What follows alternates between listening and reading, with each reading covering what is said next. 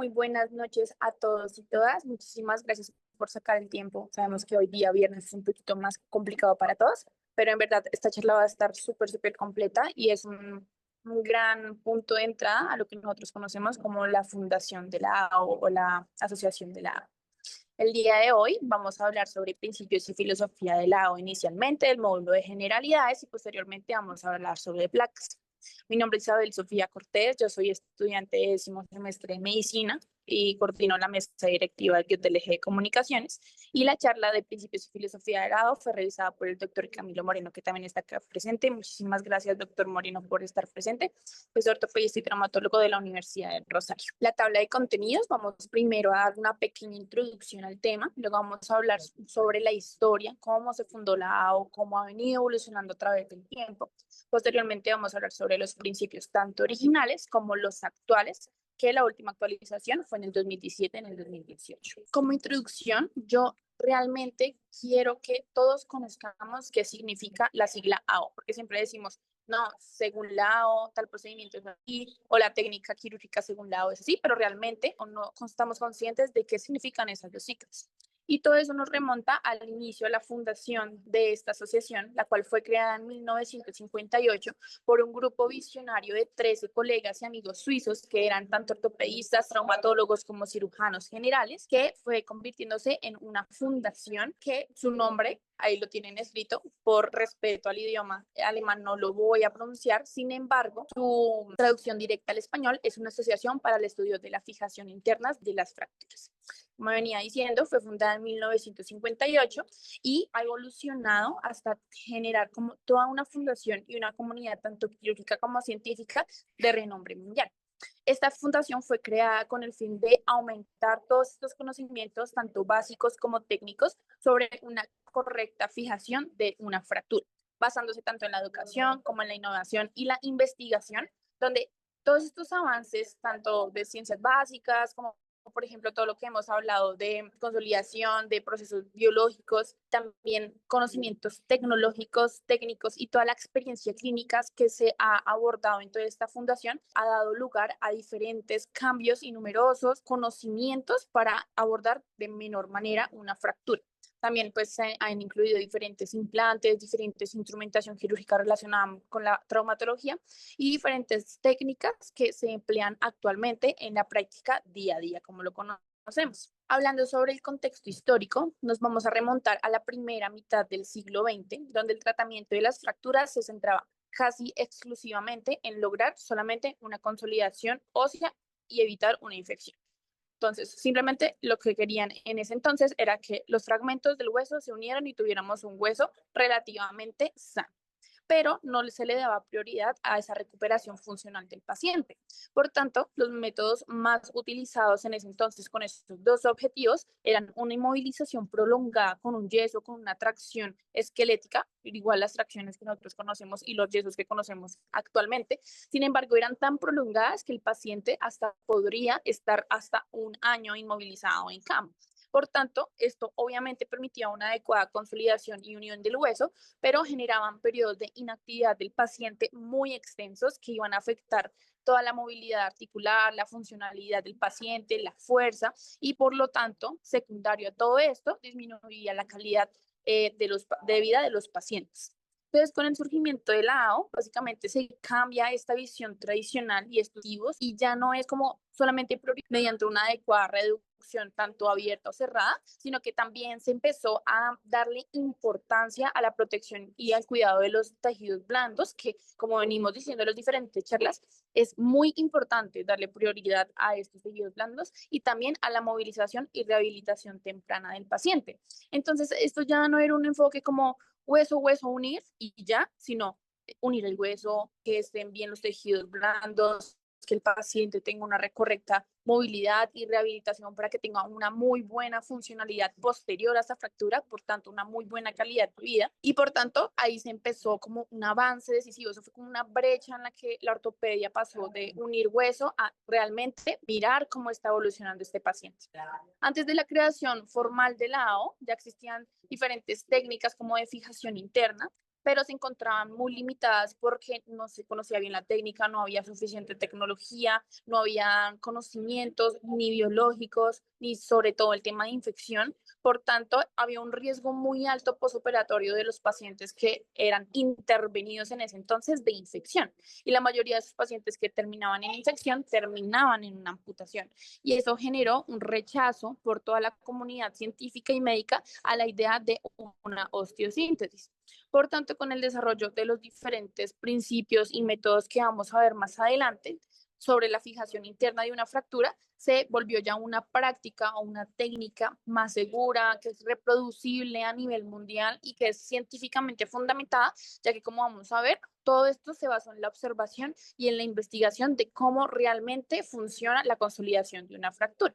Todos estos obstáculos fueron superados, como les venía diciendo, gracias a la observación y a la investigación tanto de la biología ósea como el desarrollo de nuevas tecnologías e instrumentación quirúrgica como las placas, los tornillos, que es todo lo que vamos a abordar en este módulo, con el fin de que estas técnicas fueran tanto seguras como reproducibles en cualquier lugar del planeta.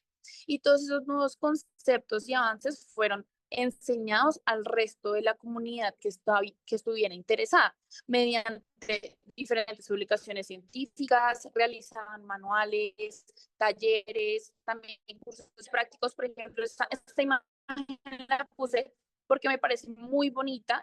Fue un curso que se hizo en 1960, dirigido por Mauricio, empezar a conocer cuáles son esos fundamentos y esos principios importantes para una correcta fijación interna de una fractura.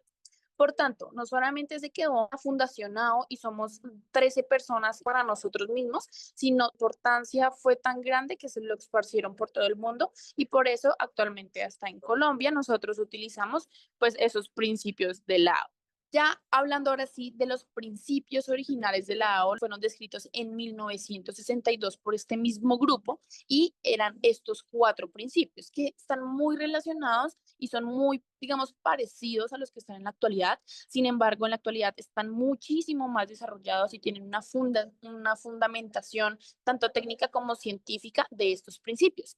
¿Cuáles eran los principios originales? El primero, una restauración anatómica de la fractura.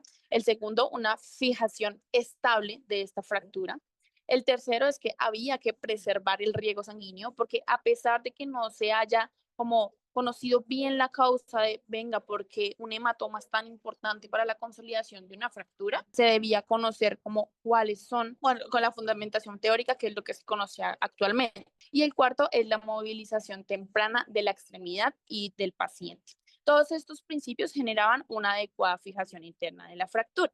Y los principios, específicamente hablando del primero, que es la restauración anatómica de la fractura, se sacaron como dos subgrupos, por así decirlo, que cuáles son esos elementos que necesitamos tener para una fractura diaficiaria y otra para una fractura articular. Para una fractura diaficiaria, para que ésta tenga una buena fijación interna, necesitamos que tenga una correcta alineación, una correcta longitud y una correcta rotación de esta fractura. Por otro lado, las fracturas articulares cambian completamente esta perspectiva y ya necesitamos es una estabilidad absoluta, casi anatómica de estos fragmentos de la fractura, con el fin de que se puedan consolidar bien estos fragmentos, conservando lo que más se pueda del cartílago articular y de esta forma el paciente no tenga alguna consecuencia, como por ejemplo la artrosis postraumática. Y todo esto con todo el tiempo que ha evolucionado en el 2017 y en el 2018 son la última actualización de los principios actuales de la AO. Esta es una imagen que representa muy bien los principios y lo representa como un todo, como un paso para que el paciente tenga la mejor fijación interna y la mejor funcionalidad y calidad de vida después de su fractura. El primero es la reducción y fijación de la fractura para restaurar la relación anatómica. El segundo es una fijación de la fractura que genere estabilidad o absoluta o relativa dependiendo de las características de la fractura, del paciente y de la lesión. La tercera es preservar el riego sanguíneo de los tejidos blandos y del hueso mediante técnicas de reducción suaves y cuidadosas. Y el cuarto es promover la movilización y rehabilitación temprana, tanto de la zona afectada como del paciente como un todo. Entonces, ahora vamos a hablar específicamente de cada principio. El primero establece que el manejo de una fractura debe iniciar con la reducción y la fijación orientada en restaurar la relación anatómica original del hueso o de la articulación, con el fin de recuperar tanto la alineación, longitud, rotación y también permitir como una funcionalidad biomecánica normal y una distribución de fuerzas normal, de cargas. Y esto es especialmente importante en fracturas intraarticulares, donde cualquier incongruencia de esta consolidación de los fragmentos puede terminar en una artrosis temprana del paciente, por tanto, una mala calidad de vida, y eso es lo que queremos evitar con este primer principio. El segundo principio establece que la fijación tiene que otorgar una estabilidad absoluta, como vemos en la imagen, o una estabilidad relativa según la personalidad de la fractura. ¿En qué nos basamos de la personalidad de la fractura? En el paciente y en el estado de los tejidos blandos que tiene esta fractura. Y aquí se va a elegir si tenemos una estabilidad absoluta de la fractura que permite una consolidación primaria sin formación de callo o una estabilidad relativa que favorece la consolidación secundaria del callo óseo. Todo esto, como venía diciendo, relacionado mucho con caracterizar e individualizar cada fractura de cada paciente. El tercer principio, que es preservar el aporte sanguíneo tanto del hueso como de los tejidos blandos, se basa en que un proceso adecuado de consolidación depende directamente del aporte sanguíneo adecuado. Por eso, la AO insiste mucho en el manejo cuidadoso de los tejidos blandos, en respetar el periósteo cuando estemos disecando para realizar una fijación interna y en no desvascularizar los diferentes fragmentos óseos ni los tejidos blandos y ser muy cuidadosos a la hora de, por ejemplo, con las pinzas, a la hora de reducir esta fractura, también hablando de reducciones abiertas como cerradas. Y el último principio se basa en la movilización y rehabilitación temprana y segura del paciente como un todo. Entonces, no solamente vamos a garantizar que la rodilla de mi paciente se mueva bien y esté funcional, sino el paciente como un todo.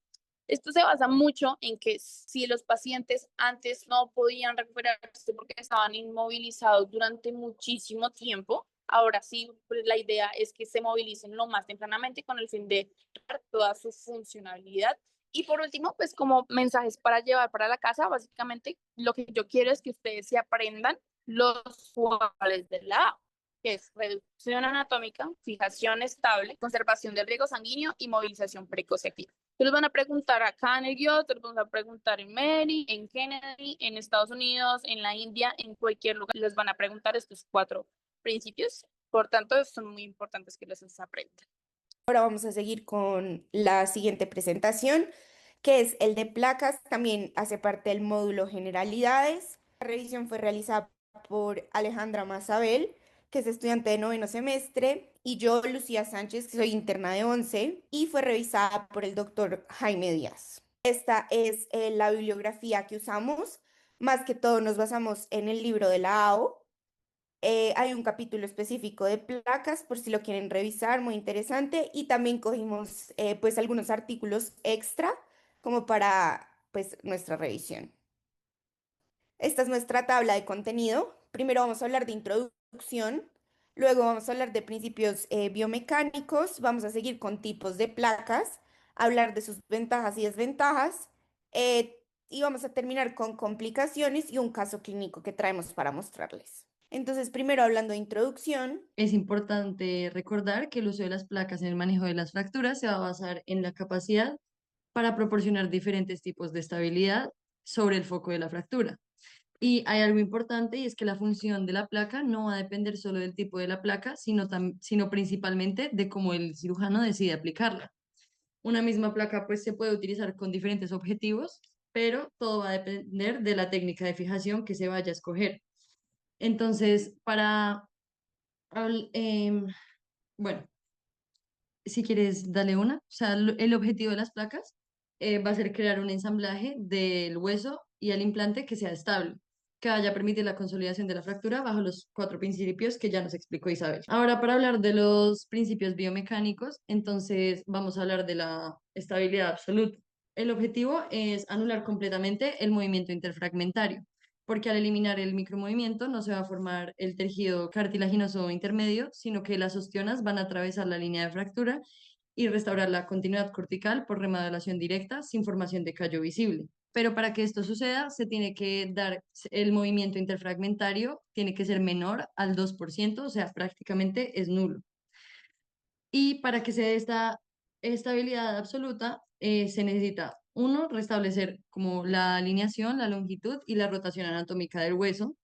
Segundo, se debe conseguir un buen contacto cortical y que la fricción sea suficiente para neutralizar las fuerzas como la fricción, el cizallamiento o la torsión. Y tercero, se debe conseguir una fijación que mantenga esa reducción por todas las semanas que se necesite para que se dé esa remodelación directa. La placa tiene que ser un dispositivo que pues sí sea fiable para que no vaya a ceder ante las cargas tempranas. Entonces, para empezar, de los principios que podemos buscar de estabilidad absoluta, hay diferentes formas de aplicarlo según la placa y según el objetivo biomecánico que estamos buscando. Entonces, la primera es la compresión. Cuando se usa una placa de compresión, la intención es comprimir los fragmentos para aumentar la fricción cortical entre esos y eso va a eliminar el micromovimiento. Esto va además a lograr que se transmitan las cargas de hueso a hueso, lo cual pues es fundamental todo esto para la consolidación primaria. Es importante que la fricción que se genera por la compresión tiene que ser mayor a las fuerzas externas que van a intentar desplazar la fractura, porque si la compresión pues gana, se va a evitar que el movimiento y se fortalece la consolidación. Por otro lado, tenemos el principio de neutralización.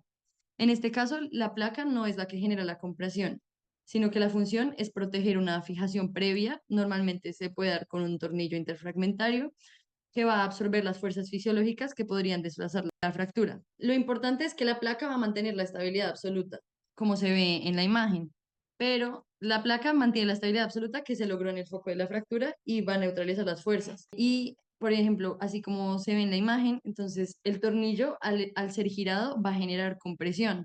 La compresión la está manteniendo el tornillo y lo que está haciendo la placa es proteger contra las fuerzas que pueden desplazar la fractura y se va dando la consolidación primaria.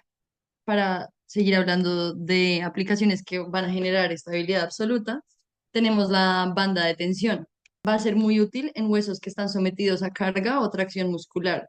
La idea es colocar la placa en el lado de tensión del hueso para así convertir las fuerzas tensiles que van a tender a abrir la fractura, especialmente en fuerzas de compresión, en la cortical opuesta. En la imagen se ve básicamente cuando el hueso se va a flexionar, el lado convexo se abre porque está bajo tensión y el lado cóncavo se cierra porque va a estar bajo compresión.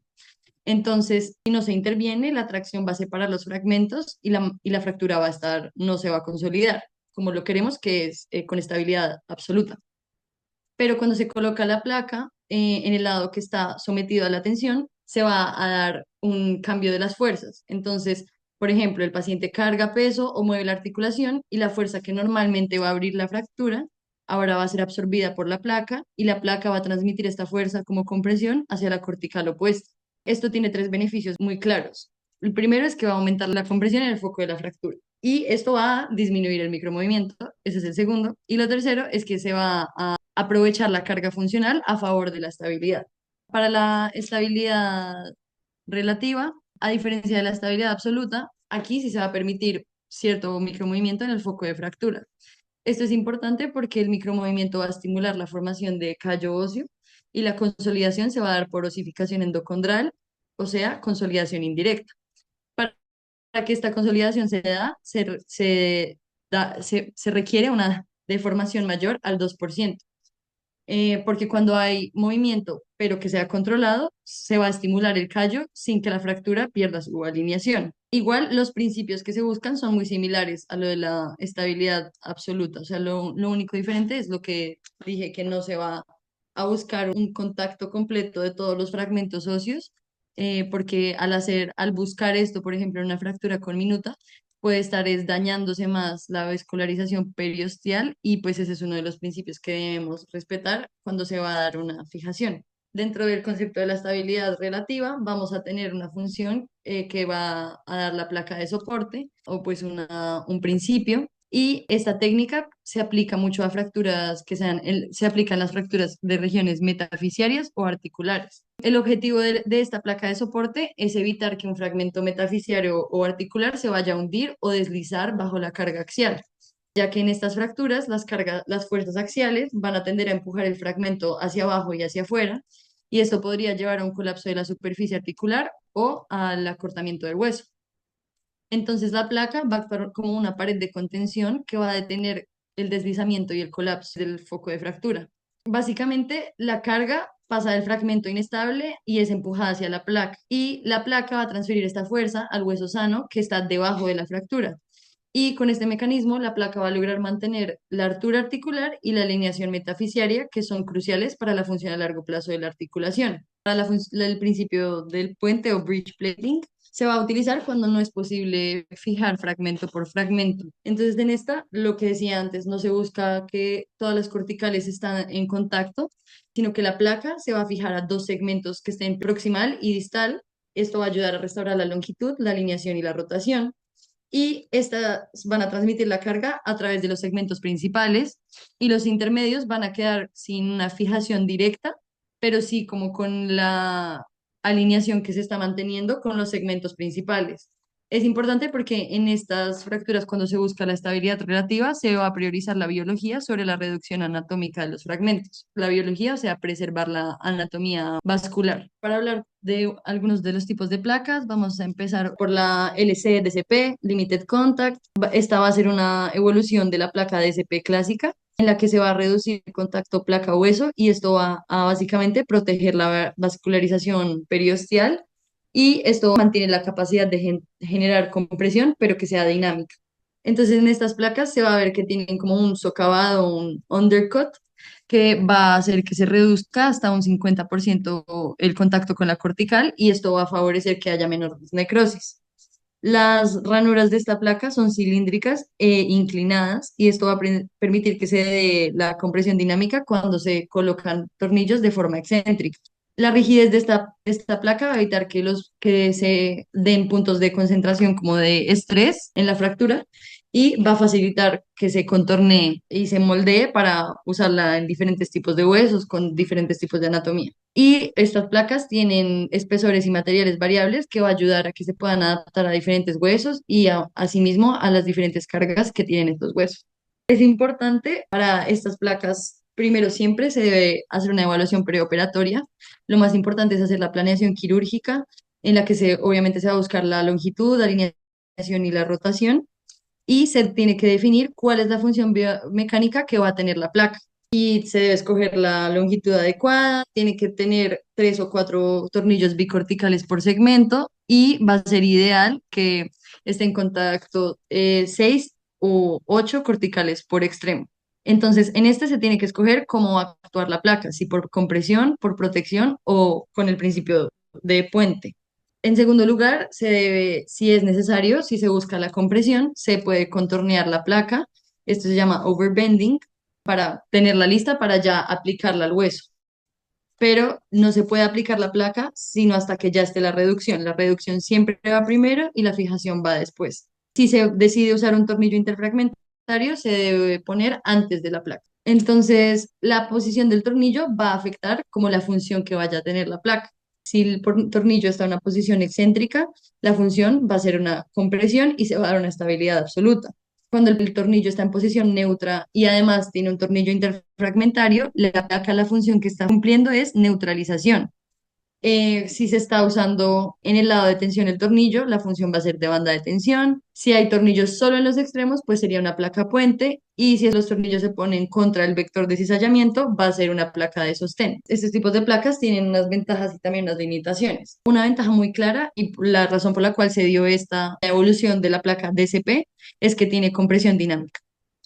Segundo, va a tener una mejor biología que la DSP, lo que habíamos hablado por la forma, por las ranuras. Además, es muy versátil porque puede cumplir hasta las 5 funciones de la AO, o sea, se puede escoger en qué funciones utilizarla. Y por la rigidez que tiene el material, es bastante contorneable. En las limitaciones tenemos que es menos útil en un hueso osteoporótico, que además requiere contacto con hueso y tiene riesgo de aflojamiento y por la prominencia que puede tener contra el hueso puede generar irritación. Entonces ahora las placas tubulares.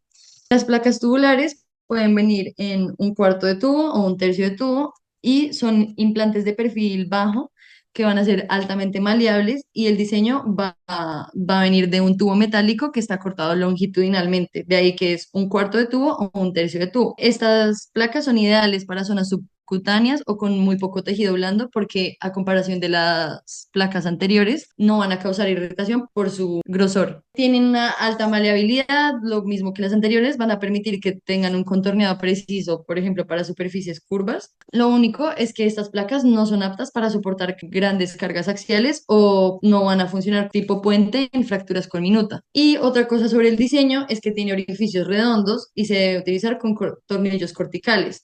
O sea, estos tornillos no van a generar compresión por sí mismos. Pues acá están las placas. La de la izquierda se ve una de un tercio de tubo y la de la derecha un cuarto de tubo. Tiene como una cabeza en los orificios que va a ser para prevenir que cuando se introduzca el tornillo se vaya a protruir en el hueso del tornillo y va a asegurar que el contacto de la placa con el hueso sí esté firme. ¿Qué funciones sí se pueden adquirir o buscar con esta placa? La primera es la banda de tensión, porque va a convertir las fuerzas de tracción en compresión en la carga cortical, en la cortical opuesta durante la carga. Por ejemplo, esto se puede dar en el olecranón o en el malleolo lateral. Se puede usar como una placa de neutralización porque va a proteger un tornillo de compresión interfragmentaria y pues asimismo controla las fuerzas de torsión y flexión. Esto sirve mucho para los metacarpianos o para las fracturas de radio o cúbica. Y para la función de sostén, básicamente va a evitar el colapso metafisiario y el deslizamiento de los fragmentos articulares. Este se usa mucho en el radio distal, especialmente si es una fractura dorsal o volar. Algo que es importante para que esta placa funcione, sí o sí tiene que tener contacto íntimo con el hueso, porque si queda separada no se va a transmitir la carga y va a fallar el implante. Entonces, para la técnica, lo mismo que las placas anteriores, se debe hacer una planificación preoperatoria donde se va a definir la función biomecánica que se va a buscar y se debe dar un contorneado anticipado, pues según la anatomía del hueso. De segundas, lo que habíamos dicho, primero es la reducción, luego la fijación, luego se puede dar el contorneado o puede ser antes en la planificación y se debe aplicar la placa en la cortical según la función deseada. Y para la colocación de los tornillos se tiene que iniciar con un tornillo bicortical que esté cerca del foco de la fractura y luego se van progresando distalmente. Algo muy importante es que no se deben dejar intervalos largos entre tornillos por riesgo de flexión de la placa. El punto donde se debe poner el tornillo dependiendo de la función que se busca. Entonces, si es una banda de tensión, la placa debe ir en el lado de la tracción. Para que se dé la función de neutralización, la placa debe ir en el lado opuesto al tornillo interfragmentario. Y si se busca una función de sostén, entonces la placa debe ir bloqueando el colapso. Listo, entonces ahora vamos a seguir hablándoles de las placas de reconstrucción. Entonces, primero, estas placas, pues la primera generación comenzó a utilizarse pues clínicamente a mediados de la década de 1970. Estas placas tienen en los bordes como unas muescas y esto lo que hace es proporcionar soporte frente a la flexión. Estas muescas que les menciono son profundas y están situadas entre los orificios y permiten asimismo hacer un contorneo preciso de la placa en todos los lados. De estas placas hay dos tamaños disponibles para su uso, con tornillos corticales que son de 3,5 y de 4,5 milímetros. Esta placa no es tan resistente como la LCSP que les mencionaron al principio y se puede debilitar más con un contorneado excesivo, por lo que es muy importante pues que se haga el contorneo pero de una manera precavida. Y los orificios que están presentes son ovalados y esto lo que hace es permitir la compresión dinámica. Entonces, en cuanto a sus indicaciones, estas placas pues son especialmente útiles en fracturas de huesos con geometría que es tridimensional y compleja. Algunos ejemplos de estos son la pelvis, el acetábulo, el húmero distal, la tibia distal y la clavícula. Y puse una foto que muestra que hay instrumentos especiales que están disponibles para el contorneo de estas placas, ya que pues este es uno de sus grandes beneficios. Y como pueden ver ahí, estas son las muescas de las que les estaba hablando. Aquí tenemos unos ejemplos con su respectiva función, entonces pues ahí en la imagen pueden ver estos cuatro tipos de placas que pueden ver que tienen diferentes tipos de orificios y ya en el planeamiento quirúrgico el cirujano es el que decide cómo utilizarla y cuál hacer. Tienen una adaptación anatómica fácil, una buena estabilidad si se coloca correctamente y permiten una reconstrucción precisa del contorneo óseo. Aquí les puse un ejemplo. pues la pelvis, como les había mencionado, pues tiene una geometría tridimensional y compleja. Entonces, un ejemplo del uso de estas placas es en fracturas de la pared anterior y de la columna anterior del acetábulo. Esta tenía formación de escalones mayor a 1 milímetro en la zona de carga máxima y también se puede utilizar en fracturas asociadas a una subluxación de la cabeza del fémur. Me pareció chévere ponerles como primero la imagen de cómo era en dibujo y estas son las radiografías, pues ya cómo se realizó. El siguiente tipo de placas son las placas bloqueadas de compresión bloqueada.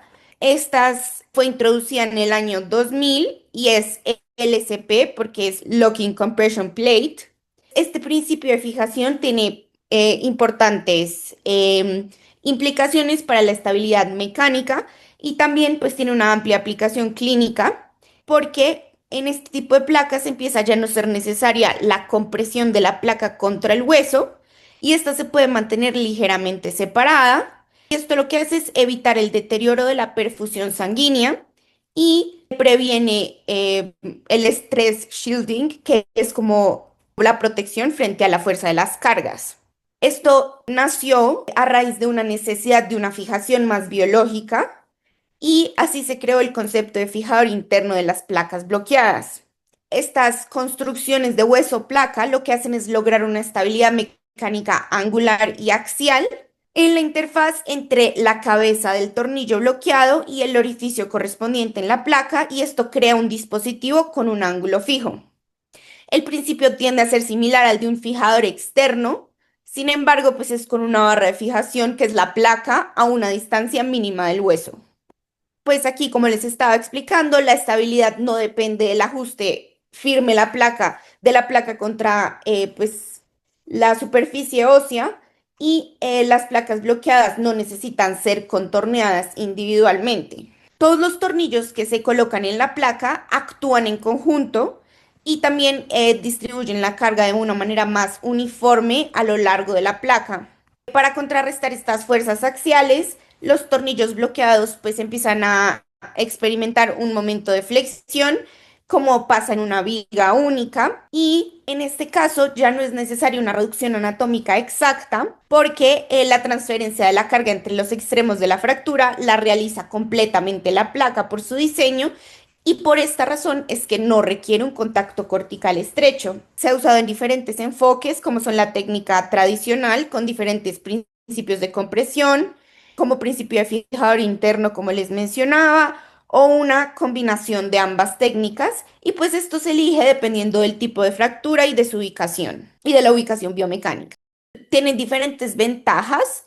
Estas placas ofrecen una arquitectura más biológicamente compatible y asimismo también tienen una mayor resistencia de fijación en el hueso osteoporótico, que sabemos que es algo difícil de manejar en el planeamiento quirúrgico, es muy importante tenerlo en cuenta. Y la consolidación secundaria de la fractura mediante la formación de callo es necesaria para la fijación biológica de fracturas conminutas con este tipo de placas. Aquí les puse dos imágenes de este tipo de placas y como pueden ver, esta tiene unos orificios específicos que se llaman combi holes y lo que hacen es que en ese mismo orificio se puede poner un tornillo convencional o un tornillo bloqueado.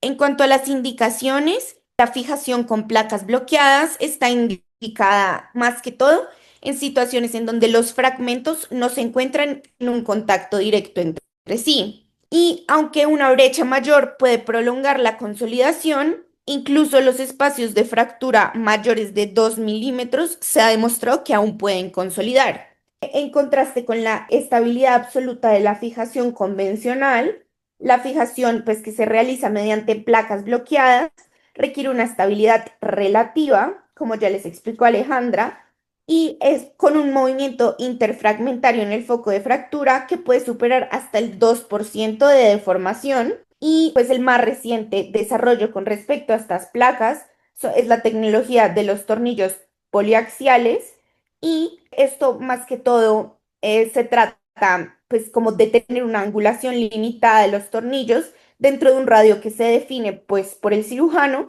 y proporciona igual la estabilidad angular, pues mediante el tornillo que se pone y el interfaz con la placa. Esto más que todo está indicado en fijaciones periarticulares. Ya hablando de la técnica de aplicación, pues entonces es muy importante que tengan en cuenta, como ya les había mencionado Alejandra, la planificación preparatoria debe ser cuidadosa y debe incluir, muy importante, el orden en que serán aplicados los tornillos. Antes de usar un tornillo de cabeza bloqueada, pues es muy importante tener en cuenta que se debe obtener la reducción final deseada y el acoplamiento correcto del mecanismo del bloqueo, pues requiere un ángulo de inserción que esté preciso y predefinido y el eje nominal del tornillo debe seleccionarse para optimizar pues esta estabilidad. En cuanto a la técnica de aplicación, la fijación obtenida se debe al contacto tornillo-placa más que al contacto tornillo-hueso. Como les había dicho, no es necesario que esté completamente pegada a la cortical. Em, es muy importante tener en cuenta usar el destornillador que tenga el torque correcto para prevenir, pues, eh, aprietes excesivos de los tornillos. Los tornillos convencionales y de cabeza bloqueada se pueden usar en el mismo fragmento de la fractura. Sin embargo, cuando se use un tornillo de cabeza bloqueada, solo se pueden usar adicionales de este mismo tipo. Es muy importante seguir un orden, primero se reduce, luego se comprime y luego se bloquea. En diferentes situaciones, como por ejemplo lo sería la mala calidad ósea, se puede hacer una fijación combinada con tornillos de tracción para lograr comprimir los fragmentos y se puede usar tornillos de cabeza bloqueada para el resto de la fijación con placa. Y esto lo que hacen es sostener la fricción establecida por los tornillos de compresión sin añadir una compresión adicional y la estabilidad angular puede mejorar la resistencia general de la construcción y minimiza las fuerzas en la interfaz tornillo-hueso para que no pase lo del stress shielding que les hablaba. Entonces aquí también pueden ver unos ejemplos de este tipo de placas. Como les dije, pues esto lo que hace es combinar la compresión dinámica y la fijación angular estable y proporcionar una osteosíntesis biológicamente amigable y adaptable a diferentes tipos de fracturas. Aquí les puse un ejemplo de una de estas placas de compresión bloqueada usada en un caso real en una fractura periprotésica del fémur proximal. Ahora, hablando de ventajas y desventajas, pues a medida que les fuimos introduciendo los tipos de placas, hicimos como una introducción a estas ventajas y desventajas, ya hablándoles de cómo funcionaba cada una.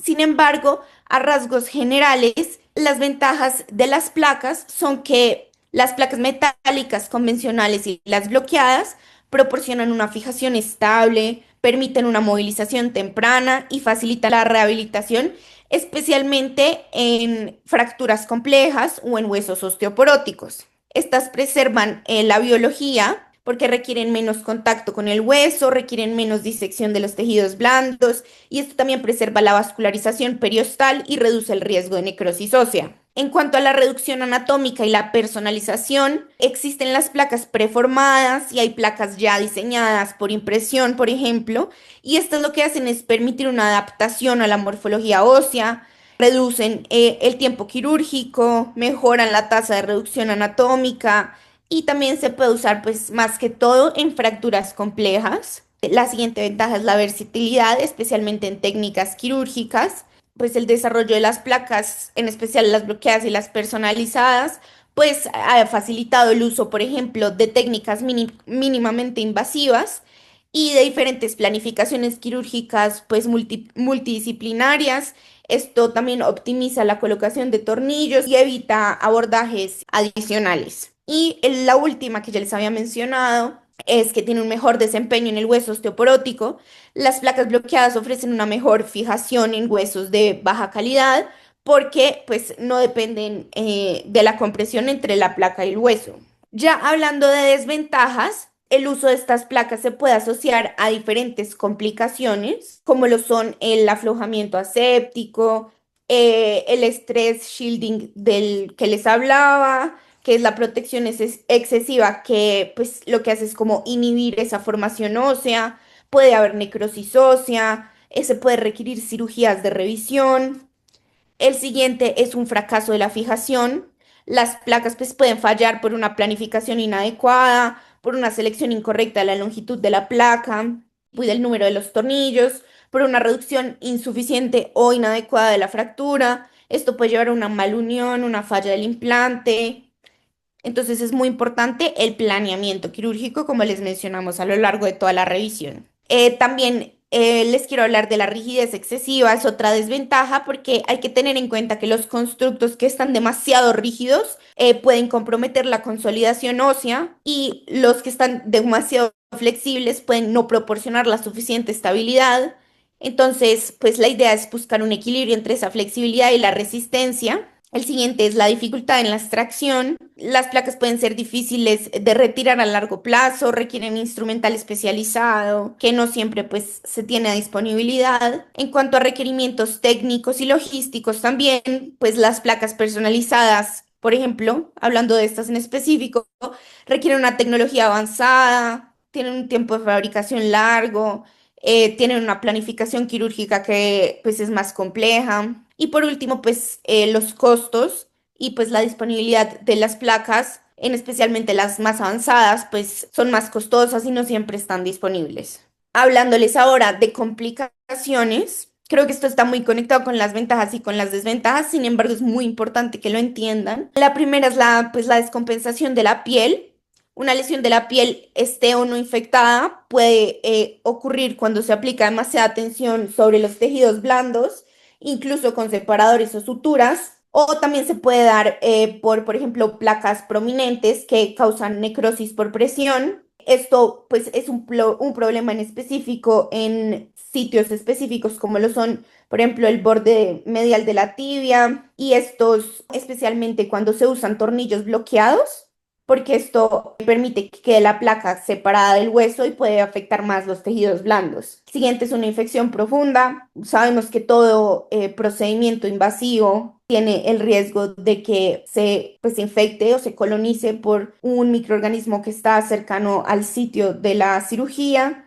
Entonces, pues esto es una de las complicaciones de cualquier procedimiento quirúrgico y en estos casos específicamente, pues la osteosíntesis mínimamente invasiva, pues es como uno de los más recientes avances con respecto a esto. Se ha comparado con procedimientos abiertos convencionales y pues se ha reportado que las tasas de infección son menores. El siguiente es la malunión, que es la consolidación viciosa, las reducciones indirectas del foco de fractura y pues el diámetro reducido son riesgos para que se genere una consolidación viciosa. Entonces, pues es muy importante evaluar intraoperatoriamente la longitud, la alineación y la rotación y mantener pues la reducción mediante diferentes métodos auxiliares como son pues una placa insertada y fijada temporalmente, un fijador externo o diferentes métodos. La siguiente es la consolidación retardada o pseudoartrosis. Especialmente se ve en fracturas de alta energía. Para esto se recomienda realizar injertos óseos cuando no se está observando una formación de callo después de 6 a 8 semanas.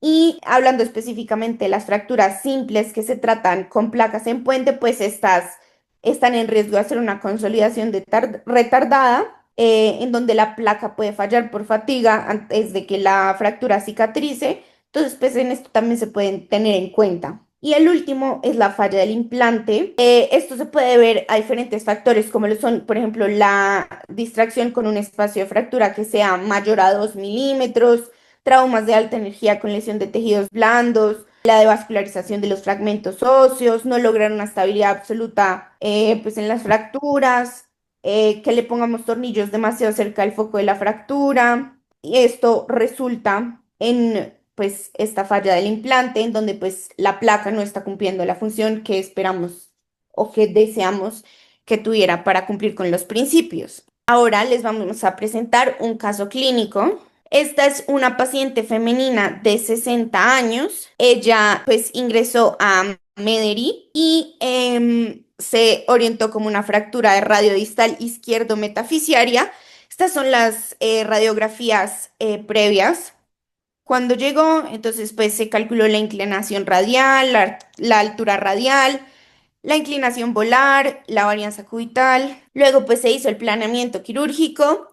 En el abordaje se encontraron unos hallazgos de una fractura de radio distal izquierdo metafisiaria impactada con inclinación dorsal y con minución dorsal. Intraquirúrgicamente se redujo la fractura con tracción, flexión palmar y desviación cubital, se estabilizó con clavos de Kirchner y se mantuvo la reducción provisionalmente. Luego se fijó la placa radiodistal bloqueada em, y se verificó la altura de la misma pues con el intensificador y se realizó la fijación con 4 tornillos bloqueados. Aquí arriba les puse un ejemplo. Esta es una de las placas del Locked Compression Plate, que fueron las últimas que yo les hablé. Y estas son las placas, hace parte de una división que son las placas especiales, que son las que están diseñadas específicamente para un segmento anatómico. Y estas son las imágenes postoperatorias. Y ya, eso era todo lo que teníamos hoy. Muchas gracias a todos por conectarse. Si tienen alguna pregunta. Bueno, muchas gracias por la charla. No sé si tengan alguna duda o algo que quieran preguntar de todo lo que hablaron ahorita. Primero quiero pues aplaudirles mucho el esfuerzo por esta charla. Yo creo que no es fácil abordar un tema como estos y familiarizarse con tantos términos técnicos de la ortopedia y ya específicamente hablando de las técnicas quirúrgicas que se utilizan para poder estabilizar las fracturas. Y creo que eso hace parte de estos grupos de interés, que es empezar a familiarizarse con muchos conceptos y muchos términos que se ven todos los días pues, en el área de la ortopedia. Sí quería como aclararles unas cosas de términos porque sí es importante que lo tengan claro en la medida que vayan desarrollando toda la charla. Siempre que hablamos del grosor de una placa, nos referimos es al perfil de una placa. Cuando nos referimos o ustedes hacen referencia a las placas terciotubulares, son las que normalmente nosotros llamamos las placas tercio de caña. Normalmente la configuración que tiene un hueso con un implante, uno no se refiere a ellos como una construcción, sino como un constructo. Tú lo mencionaste bien, Lucía, pero es importante que se familiaricen con todos estos términos porque todo eso hace parte como del lenguaje y del léxico que utilizamos en el día a día en la ortopedia. Empezaron hablando de la AO y es fundamental que sepan que existe la AO porque la AO ha diseñado muchos principios que utilizamos hoy en día y que siguen utilizándose en la actualidad para poder implementar tratamientos en todas las fracturas del esqueleto. Uno de los primeros objetivos que tuvo la AO fue identificar esa identidad particular que tiene cada una de las fracturas y es a lo que ellos le llaman la esencia de la fractura. Y por eso se conoce hoy en día la clasificación de la AO, que es un sistema de clasificación universal para las fracturas, precisamente buscando esa identidad y esa esencia de cada fractura para poder orientar un tratamiento. Ya no sé si habrá una charla respecto a eso, pero pues muchos estarán familiarizados con la clasificación de la AO, que ha tenido unos cambios. La última actualización fue en el 2018 y todo eso se ha realizado con el fin de buscar las mejores alternativas de tratamiento para cada una de las fracturas. Hay algo muy importante que ustedes mencionaron y es que antes de colocar cualquier implante y de buscar cualquier fijación de una fractura, siempre tienen que tener una reducción. Eh, Tenemos un profesor que decía siempre que uno no le puede atribuir propiedades mágicas a los elementos y los implantes, en este caso las placas, nunca nos van a dar la reducción de una fractura. Siempre antes de colocar cualquier placa, sea la que vayan a utilizar, toca tener una reducción para buscar una fijación estable y adecuada. Y tal vez el resumen más importante de todo lo que ustedes hablaron es que el implante que uno escoge para poder aplicarlo a una fractura va en busca de algo y va en busca de una estabilidad debe tener esa fractura, ya sea una estabilidad absoluta o una estabilidad relativa, y dependiendo de eso uno utiliza los diferentes principios para las diferentes placas que existan, ya sea un principio de soporte, de compresión, de neutralización o una placa puente, dependiendo del tipo de trazo y dependiendo de lo que nosotros queramos buscar en la consolidación de esa fractura y en la estabilidad de esa fractura. Eso hace parte del planeamiento prequirúrgico que es tan importante en ortopedia y sobre todo en las osteosíntesis. Y los planeamientos prequirúrgicos deben empezar con eso, con el tipo de implante que quiero utilizar. En este caso, pues estamos hablando de placas para buscar cierto tipo de estabilidad absoluta o relativa y de acuerdo a eso, qué función le voy a dar a la placa para lograr el objetivo que es la consolidación de la fractura, ya sea con una estabilidad absoluta o una relativa, implementándola como una placa de soporte, una placa de compresión, una placa de neutralización o una placa puente. Entonces, quiero felicitarlos, creo que se nota mucho el esfuerzo para tratar de resumir un tema tan largo como es las placas en ortopedia. Seguramente hay aspectos que toca profundizar, se pueden profundizar más, pero este es un abrebocas que creo que deja claro muchos conceptos y sobre todo los conceptos más importantes que tienen en cuanto a la técnica quirúrgica para poder estabilizar fracturas. Y nada, felicitar a los muchachos. Muchas gracias por el tiempo y por la dedicación.